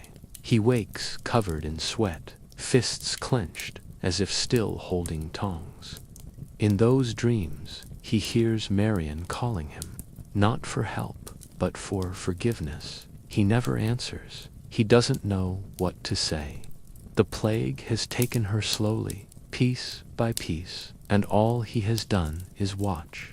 He goes to the forge and lights a small flame knot to work, but to feel something. The coals catch reluctantly, flickering like a dying memory. He places a scrap of iron on the anvil and strikes it once. The ring echoes through the empty street, a sound the village hasn't heard in days. He strikes again, louder, not shaping anything, just noise, just proof he's still here. Someone knocks at the door, startled by the sound. He freezes. No one has knocked in a week. He waits. The knock comes again, slow, deliberate. He doesn't answer. Minutes pass. When he finally steps outside, no one is there. But a sprig of thyme lies on the step, fresh green. He picks it up and closes the door. He sits beside Marion and places the herb on her chest. It smells of summer, of meals shared, of things that feel impossible now. She does not stir. He takes her hand in his for the first time in days. It is cool still, but not cold, not yet. He begins to whisper to her, not prayers, just memories. The sound of her laugh, the day she kissed him with soot on her nose, the promise he made and never kept. When the sun sets, he does not light the forge again. He stays beside her, whispering through the dark, trying to build something from memory, trying to believe that the pieces of a broken thing can still hold warmth, even if they can never hold shape. No one knows exactly when old Thomas died. He had stopped speaking days ago, sitting motionless beneath the elm tree behind his cottage, eyes fixed on the same patch of sky. Some thought he was meditating. Others thought he'd already passed, only his body too stubborn to collapse. When the children passed by, they'd leave him bits of bread or pebbles smoothed by the stream. He never acknowledged them, but the offerings kept coming, small acts of reverence for the oldest man in Black Hollow, the last link to stories older than memory. He had lived through famine, fire, and the war that took half the valley. He remembered when the chapel was built, when the bell first rang, when the apothecary was still a young boy, carrying nettle and pine cones to the herbalist before him. He had buried 2 wives and 4 children, and still he woke every day, fed the chickens, and walked the village paths with the slow certainty of stone. He was the kind of man people trusted, even when they didn't agree with him. He never promised safety, only that he'd be there. As the plague deepened, he became a fixture of stillness. He no longer visited the market, no longer spoke at the well. He simply sat beneath the tree, his walking stick across his knees, and listened. Villagers began to speak near him like he wasn't there, thinking him too old to understand. but his eyes followed them. He noticed who coughed, who trembled, who avoided whose gaze. He watched Black Hollow shrink into itself, and though he said nothing, something in him broke with every silence. One morning, the children found him still and cold, his back resting against the tree trunk, mouth parted slightly as if surprised. They did not scream. They placed a small bouquet of thistle and moss in his lap and walked back to the square. Word spread slowly, not in panic, but in the quiet way grief does, when it has no strength left for wailing. Edric dug a special grave near the base of the elm. No one asked him to. He simply did it, working slowly, carefully, wiping his brow often. There was no priest, no sermon, just a gathering of feet around the hole in the earth, and the body wrapped in the same wool cloak old Thomas had worn every winter for 20 years. Someone placed a single stone in the pit, carved with a sun.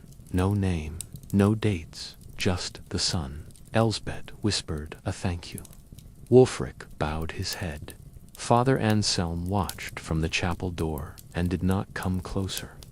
Matthias left a pouch of herbs by the grave that night. No one touched it.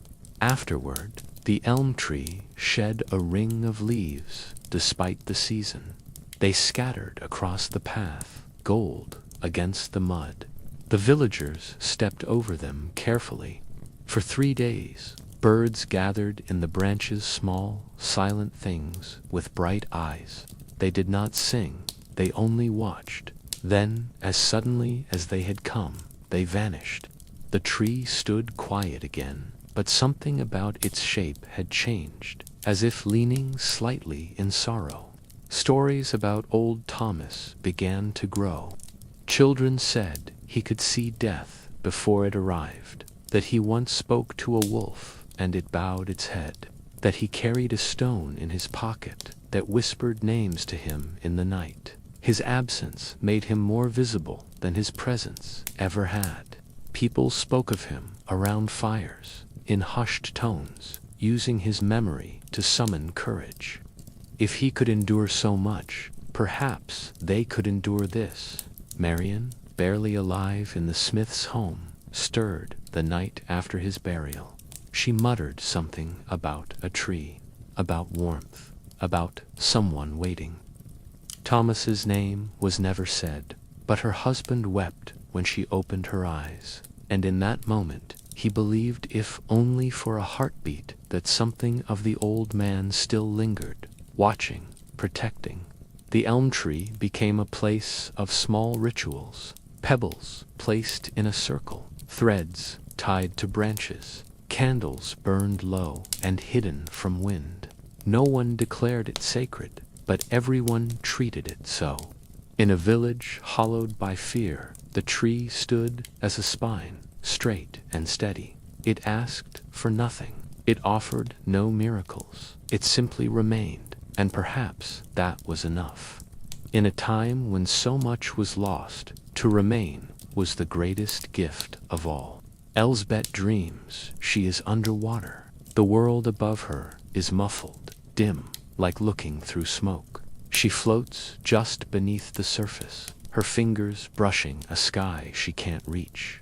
In the dream, her sister is beside her, eyes open, hair curling in slow spirals. They do not speak, they only drift. When she wakes, the world feels heavier. She blinks in the dim morning light, the fire dead, the coals gray.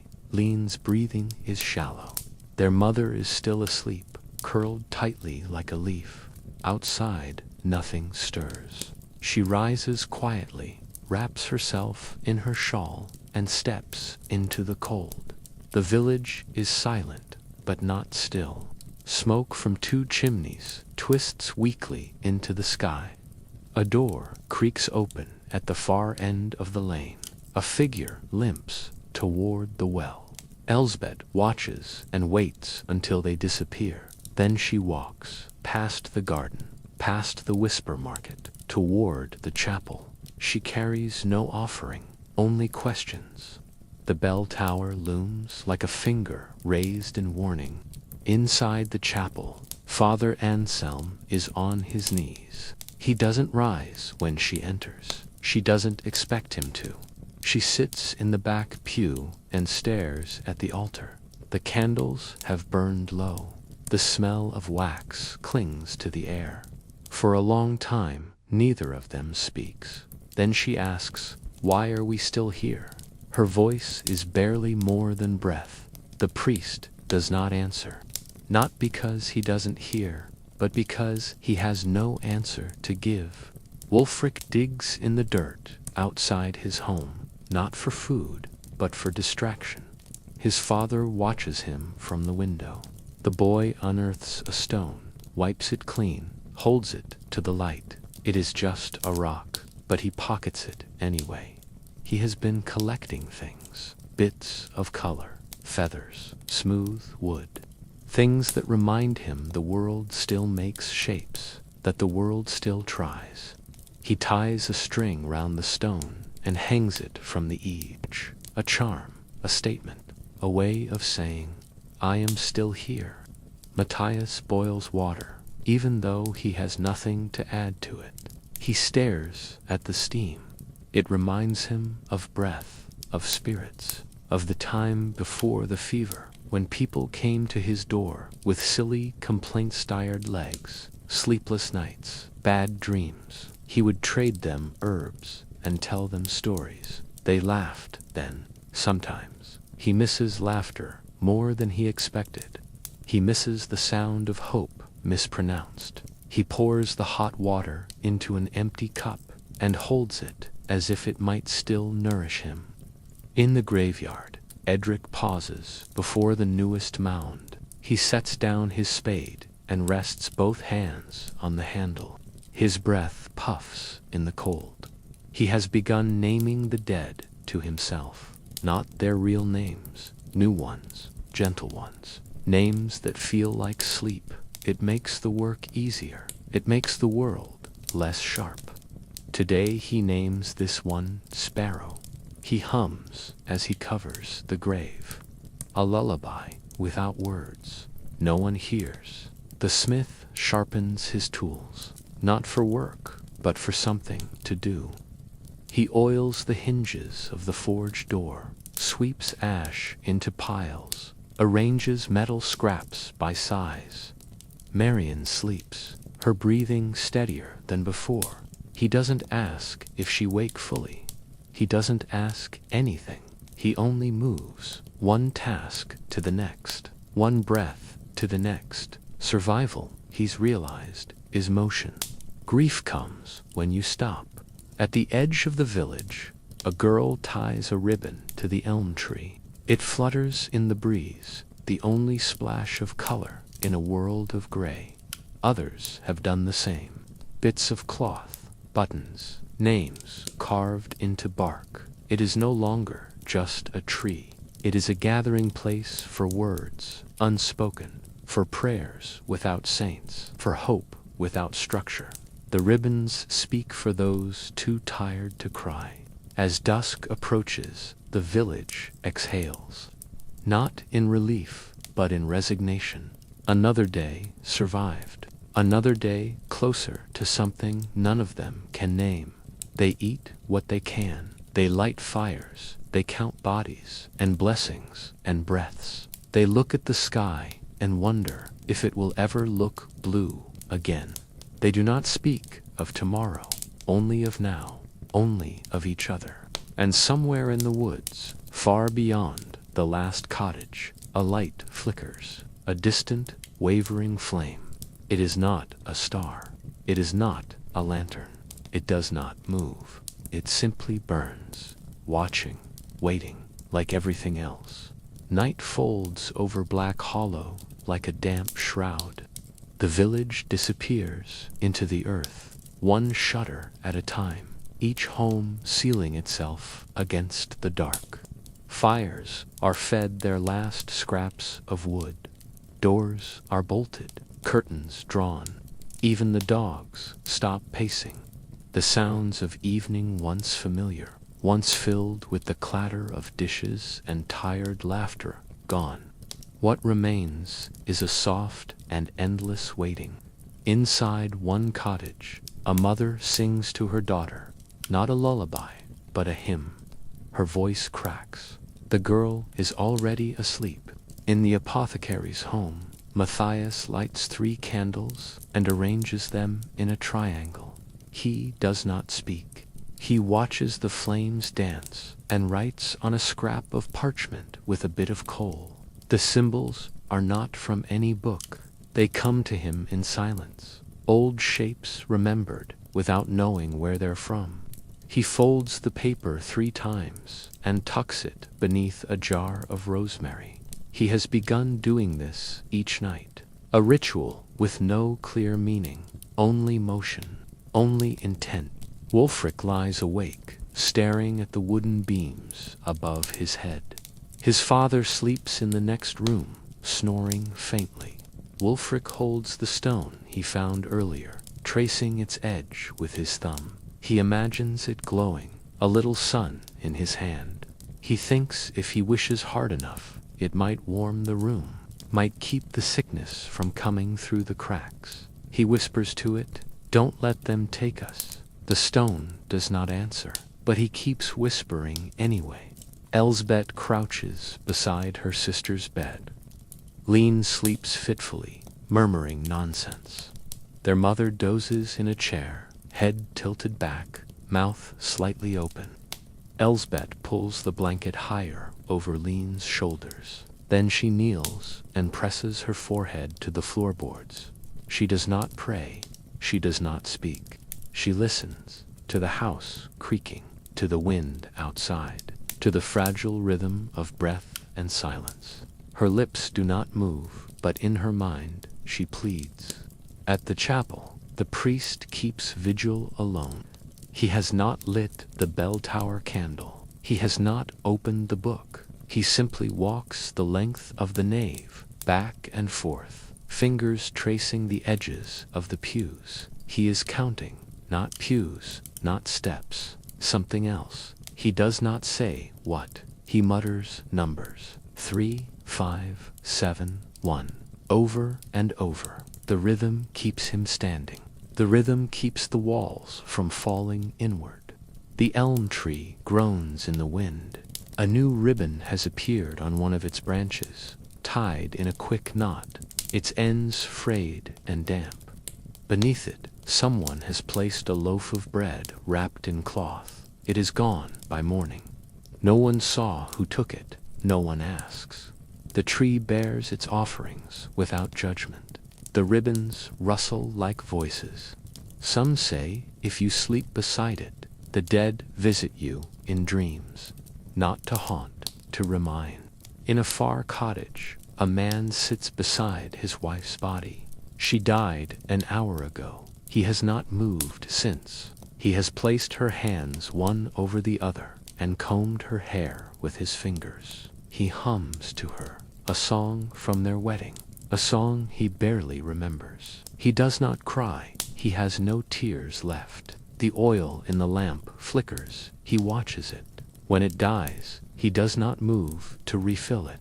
A woman walks the paths with a lantern, alone, wrapped in furs. She carries no tools, no baskets, only a red thread around her wrist. She walks to each door and pauses.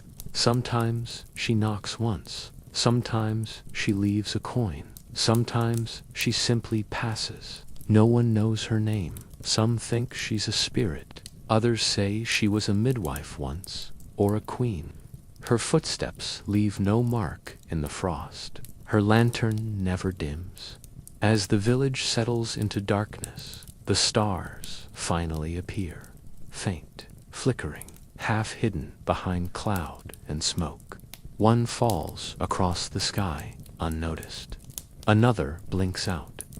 The night thickens.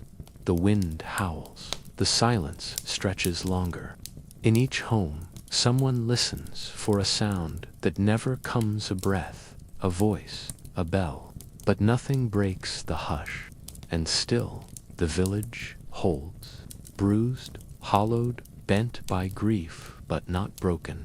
Each soul that wakes in the morning is a quiet rebellion, a refusal to vanish, a promise that even in the belly of death, something stubborn, something human, still dares to breathe. In the cold, gray light before dawn, something shifts. It is not a sound, not quite, more like the absence of one. The wind, which howled through the village all night, has stopped. The stillness that follows is so complete it rings in the ears. The crows do not call, the trees do not sway. Even the chapel's warped timbers seem to hold their breath. It is the kind of silence that comes before a decision, when the world hangs between what was and what might be. The kind of silence that waits for someone to speak first. Elsbeth wakes without knowing why. She rises and walks to the window. The frost has crept halfway up the glass, painting it with curling vines of ice. She breathes on it and wipes a circle clear. Outside, the village looks smaller, as if the night has shrunk it. She sees no one, no footsteps, no smoke, just the gray. She presses her forehead to the pane and whispers, "Please." She does not say what for. There are too many things now. In the forge, the smith sits by Marion's bedside. She is awake, barely. Her eyes flutter, and she smiles just enough to break him. He bows his head and weeps for the first time. Quiet, broken sobs that sound like rust.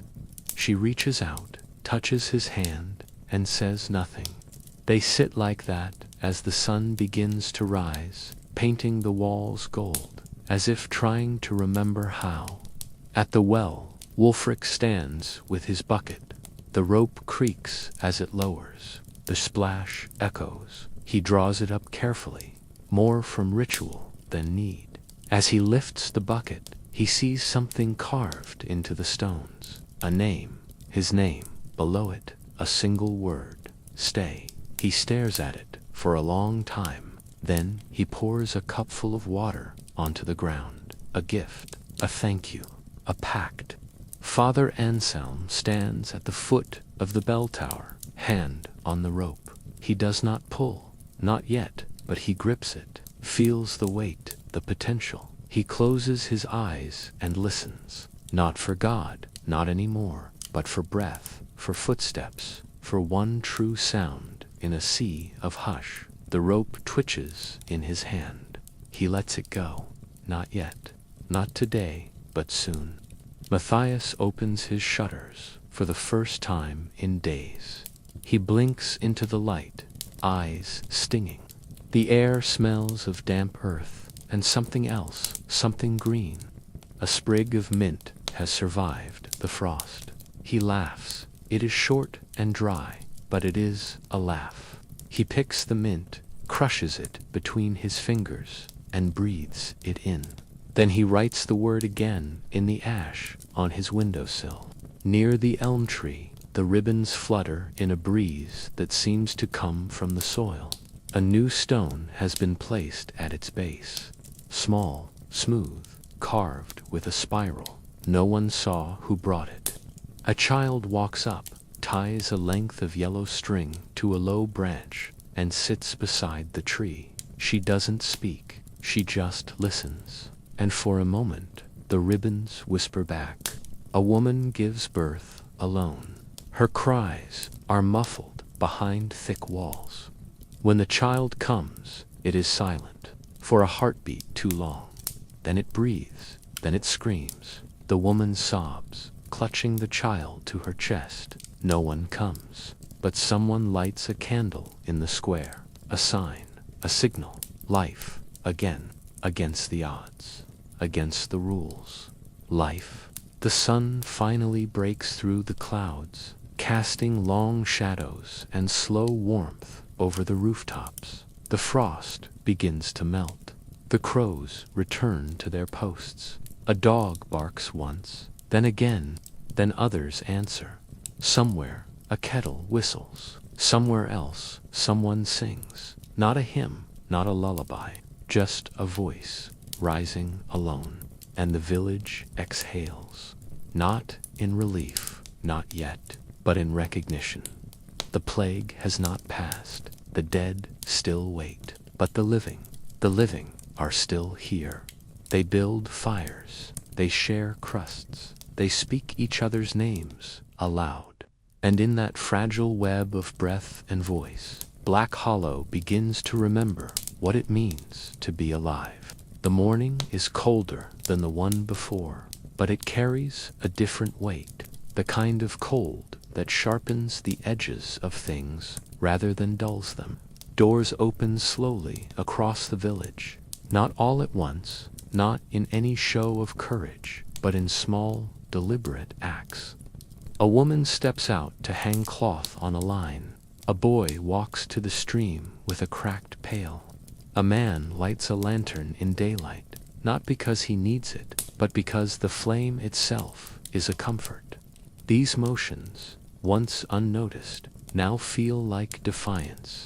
At the chapel, Father Anselm stands at the threshold. He does not enter. He looks up at the bell. His hand twitches at his side. A crow lands on the peak of the tower, cocks its head, and watches. The priest nods to it, as if acknowledging a witness. Then he turns and walks to the square. No one follows. No one needs to. It is enough that he is walking at all. He passes the well, touches the stone with Wulfric's name, and moves on. Matthias grinds mint into powder and mixes it with honey. The smell lifts into the rafters, bright and green and sharp. He places it in a bowl and sets it on his windowsill. For the ones who still breathe, he says, and the ones who need help remembering how. His hands no longer shake. The mortar sings with each turn. He has no patience today, but he prepares anyway. Hope, he knows, is just another kind of medicine. Wulfric kneels in the yard, stringing small stones onto a cord. Each one has a marca scratch, a line, a crack that looks like a letter. He ties the cord between two posts and watches it sway. When the wind blows, it clacks gently, like distant hoofbeats. He listens with his eyes closed. He does not know what it means, but it means something. That's enough. He adds one more stone and ties it fast. Elsbeth carries water into the house. Lean sits up now, supported by pillows, sipping broth with trembling hands. Their mother hums a tune with no words. The fire burns higher than it has in weeks. Elsbeth places a flower beside the window, just one, yellow, with edges curled by cold. Look, she says, to no one in particular. It bloomed anyway. No one answers, but everyone hears.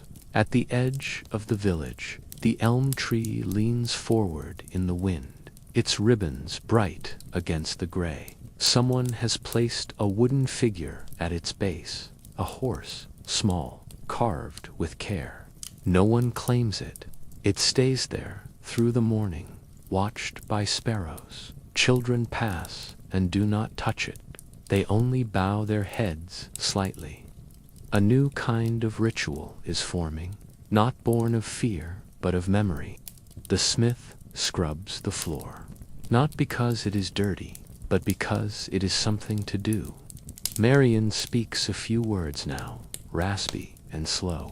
He answers her with stories from their youth, how she once outdrank the cooper's son, how she sang in the square and forgot the words. She smiles with her eyes. That is enough. He keeps scrubbing, and his hands remember strength. In the square, someone has lit a small fire. Around it sit 3 figures hooded, silent. Still, they do not speak. They only watch the flames. More people pass by than usual. No one joins the fire, but no one avoids it either. The fire crackles. The wind shifts. A 4th figure arrives. then a fifth. Soon the silence is no longer hollow. It is shared. The day passes like a slow prayer. The sun never fully breaks through, but the light feels softer somehow. Less like judgment, more like grace. A woman sings to her goats. A boy throws pebbles into the stream. A man and his son carry wood together, not because they must, but because they can. The plague is not gone, but something else has arrived in its place. A shape, a rhythm, a pulse. And when night comes, the village does not shutter itself so tightly. Candles stay lit longer. Windows stay open a crack. Fires burn until the wood is gone. No one speaks of tomorrow, but they do not fear it quite the same. They speak names aloud. They whisper blessings. They bury their dead and leave space at the table. And above it all, the bell remains still but watched, not with dread, but with the quiet patience of those who know it will ring again. One day, when the silence is ready to break, the sun rises without ceremony, spilling its pale light over the rooftops like a timid guest, unsure of its welcome. It finds the village as it left it bent, battered, but still breathing. The frost is lighter today, and the air tastes faintly of thaw. Somewhere a cock crows, hesitant, as if surprised to find the world still standing. There is no celebration, no sudden healing, no miraculous cure, but there is a stirring, a ripple through the silence, a breath held too long, finally exhaled. Wulfric opens the door and steps into the cold barefoot. The chill bites at him, but he doesn't flinch. He stands still, face to the sky, and waits. Behind him, his father stirs. A moment passes before he joins his son, wrapping a wool cloak around both their shoulders. They stand like statues, side by side, until the sun crests the trees. Wulfric lifts a small bell he found in the ash heap days ago and rings it once. The sound is thin, bright, and impossibly clean. A clear note in the weary morning. Elsbeth helps lean out of bed. The girl's legs tremble, but she walks 2 steps, then 3 for collapsing into her sister's arms, laughing and crying at the same time. Their mother watches with hands pressed to her mouth, unable to speak. When they reach the window, Lean gasps. The flower from the day before has opened wider, and beside it, 2 more have bloomed. The frost couldn't stop them, Elsbeth whispers. We'll plant more tomorrow. She doesn't know if that's true, but she says it anyway. At the forge, the smith turns over a lump of iron in his hand. Marion sleeps, her breathing steady. He lights the fire again, not out of need, but promise. The flames catch quickly. He doesn't lift the hammer, not yet. Instead, he sets the iron down and watches it glow. It will take time. Everything does now. But he's ready.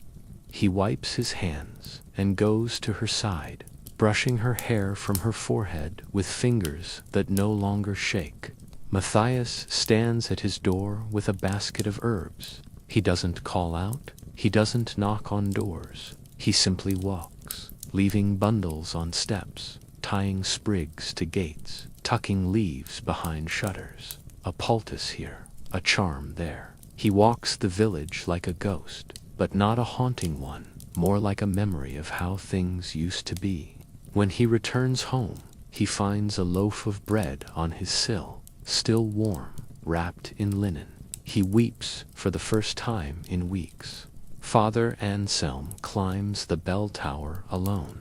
The stairs creak beneath his weight. His robe flaps like a banner in the wind.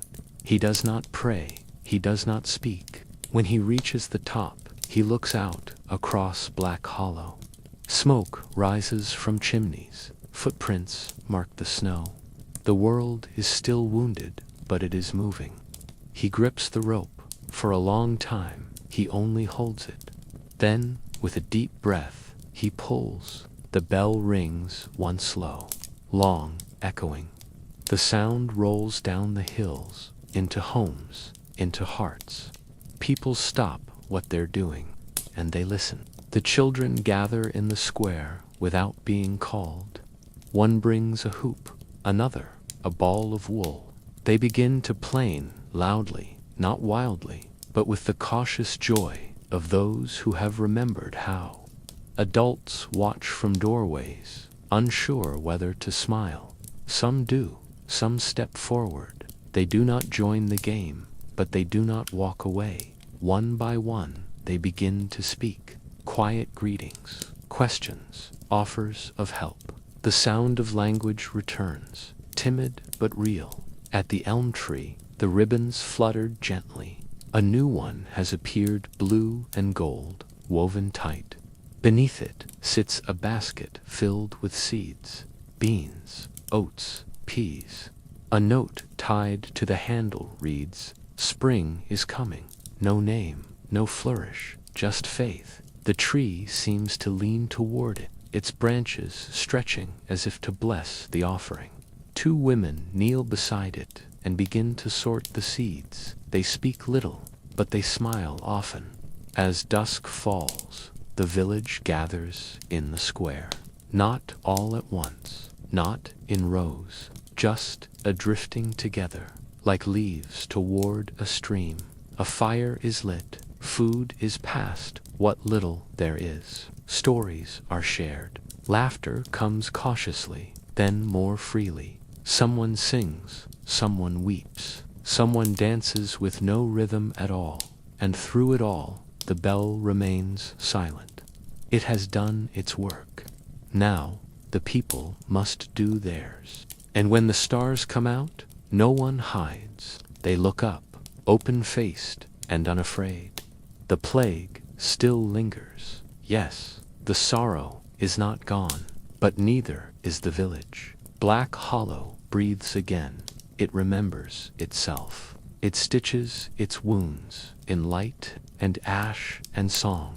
And in that final breath of the day, it chooses not death, not denial, but something fiercer. It chooses to live.